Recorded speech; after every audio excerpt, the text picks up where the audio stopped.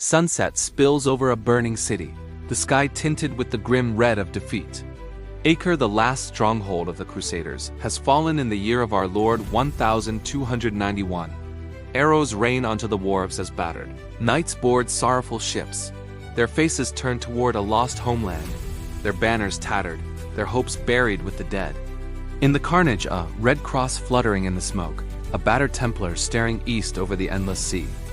But though the Crusader dream now lay buried in sand, the Knights of the Temple refused to surrender. Within the flaming ruins, vows were whispered to one day return. The Templars swore they would rebuild, restore, and again set sail for the land Christ walked.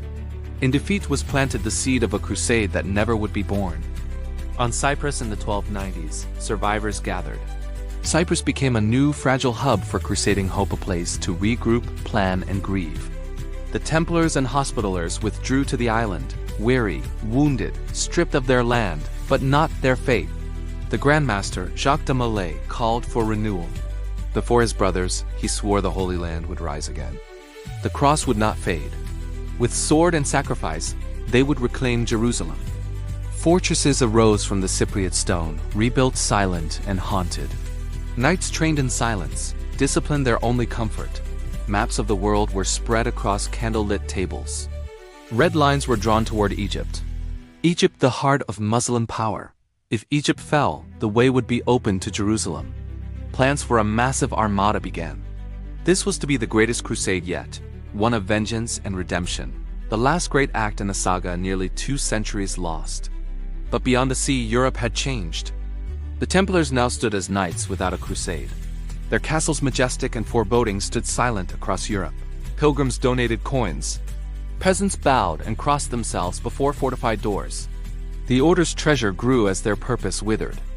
Templar discipline and secrecy stirred awe and fear. They amassed land, wealth, privileged bankers for kings, guardians of pilgrim routes, landlords to thousands. They held debts from the noblest thrones, including the King of France, Philip IV. Their loyalties seemed not solely to Christendom, but to the Brotherhood of the Temple above all. For the first time, whispers grew: who truly controlled this order? To the rulers, it was a kingdom within their kingdoms. The age was turning. People wondered, were the Templars simply holy warriors for a cause now lost? Or dangerous, an obstacle to royal ambition? Popes Boniface VIII and Clement V, watching from Avignon and Rome, dreamed of a new crusade. Envoys to the Mongol Khans in Christian Armenia whispered of alliance united swords might break the power of Islam. Papal letters went forth to monarchs, calling upon all orders, the Knights of the Temple, of St. John, and of the Teutons, to put aside rivalry and pride for the sake of the cross. But unity was a ghost. The Templars and Hospitallers, protective of their ancient missions and traditions, resisted mergers. Rivalry smoldered beneath prayer and pageantry. France and England feuded. The Mongols' interest faded. The papacy, deep in politics and dependent on the goodwill of great kings, grew weaker. The dream of crusade flickered but failed to ignite. What had once rallied Christendom now divided it. The cross, once the symbol of ultimate unity and sacrifice, turned instead into a banner for politics and pride. In the shadow of this shifting power, King Philip IV of France saw in the Temple something to covet. Philip the Fair, young, ambitious, and deeply in debt, was entangled in financial ruin from war. He had borrowed millions from the Temple. Now his creditors wore white mantles and wielded swords. Their loyalty seemed divided, their power dazzling but disconnected from the immediate interests of state. Philip's court counted coins nervously. Templar treasurers managed the royal mint in Paris. Paranoia and resentment grew. The Temple's immense wealth was both envy and threat. To Philip, the Templars were not simply servants of Christ but a parallel kingdom, one that held secrets and gold. And so, behind French court walls, a plan was forming. It was not a plan to save Jerusalem, but to destroy those who still dreamed of it. On a foggy dawn, Friday the 13th, October 1307, soldiers marched through Paris.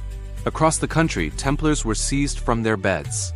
The king's men, acting before the Pope could utter caution, hunted them down in every preceptory. They were charged not with treason or rebellion, but heresy, idolatry, and blasphemy, accused of spitting on the cross, worshipping pagan idols, and denying Christ himself. But the accusation was not for truth. It was for gold. Templars were dragged from churches, their treasures sealed, vaults locked. Priests prayed in darkness as French soldiers pried open caskets and altars. On that day, 7 centuries of faith unraveled in an instant. Trials followed. Under torture, men confessed to sins they'd never spoken and crimes they'd never committed. The inquisitors burned confession from their flesh chains, whips the rack. Monks sent to record these admissions sat by candlelight, grim and silent. Some wrote with tears, others with fear. Pope Clement V, torn between sacred duty and the threat of French power, hesitated. He stalled as long as he could, but the machinery of accusation and violence was unstoppable. When he finally spoke, when he finally moved, it was already too late. In 1312, nearly 5 years after the arrest, with half of Europe in turmoil, the papal bull Vox in Excelso formally dissolved the Templar order. Their lands were handed to the Hospitallers, their members scattered, their power broken forever. Not condemned, but suppressed for the scandal, not the sin. With the Temple's fall, the last crusade died unborn. The dream had been bold. In secret, Jacques de Molay had gathered ships and men, plotting a new expedition from Cyprus. The plan, to strike Egypt first, to free the ports and open the road to the Holy Land. Maps marked the Nile Delta with red lines. Shipyards throbbed with secret labor, swords hung in readiness.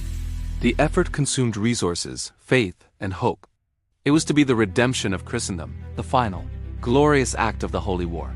But instead of swords came chains, instead of Jerusalem, the pyre. Instead of triumph, a silence that would chill Europe for generations.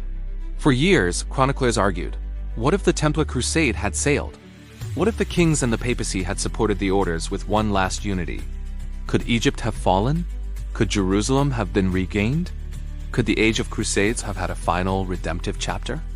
But faith had grown weak, and power had grown hungry. The question remains a lament and echo of what might have been had politics not devoured belief. Years pass, the world turns cold. March 18, 1314. Jacques de Molay, last Grand Master of the Temple, is led to a small island in the Seine near Notre Dame. The flames rise as he lifts his eyes to heaven and cries, God knows who is wrong and has sinned.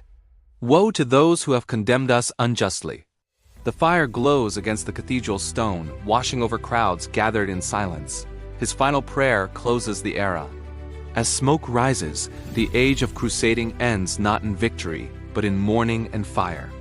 The ashes of the temple drift on the wind, settling over Europe and Christendom. A sword rusts beside a forgotten grave. The Red Cross dissolves into memory. The dream has died, ambition, unity, faith each betrayed not by the enemy abroad, but by the politics and fear within. The legacy of the Templar Order is a legacy not of conquest, but of warning. Greed and suspicion can unmake the strongest brotherhood. Hope, when mistreated, turns to lament. The crusade that never happened haunts the corridors of faith, echoing in churches and empty castles, forever a reminder of how ephemeral belief becomes once power consumes its soul. Yet perhaps the true crusade was never of land or sword, never of pennants and banners, never of the world at all. Perhaps the real crusade was of the soul, a fight not for Jerusalem's stones, but for the dignity and justice Christ called his followers to defend. Today, the fire has faded and the sword lies still. But in the silence left behind, we hear the question thunder. What survives when our most cherished dreams are betrayed not by enemies, but by ourselves? The Templars' lost crusade asks us, in every age, to confront the risks of allowing ambition to replace humility, to weigh guardianship and power against the draw of unity and sacrifice. Acre may have fallen, the ships may never have sailed, and the Red Cross may have vanished into legend. But the vow endures. In every flame, every shadowed stone, every silent prayer begged for justice, the hope for return, for renewal, for a world forged by courage and faith. Even as the dream dies, the hunger for purpose does not. The crusading spirit, wounded and wandering, still searches for redemption. The fire and the silence, the glory and the grief, the knights and the martyrs, they are all part of a story that remains vital as long as men and women dream of a world transformed by faith. On the lonely banks of the Seine, the final embers of the age drift in cold wind.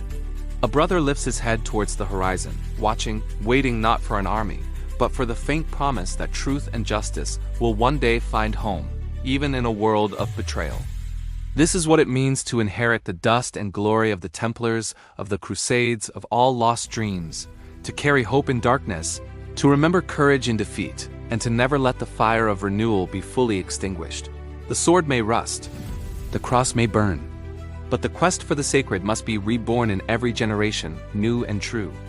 The silence after betrayal is not only mourning, it is also a summons. To remember, to seek justice, to dream of unity and redemption in places history has left behind. And so the Red Cross, flame-touched by ash and sorrow, endures in our memory, a reminder of courage, compromise, and the eternal search for lost Jerusalem.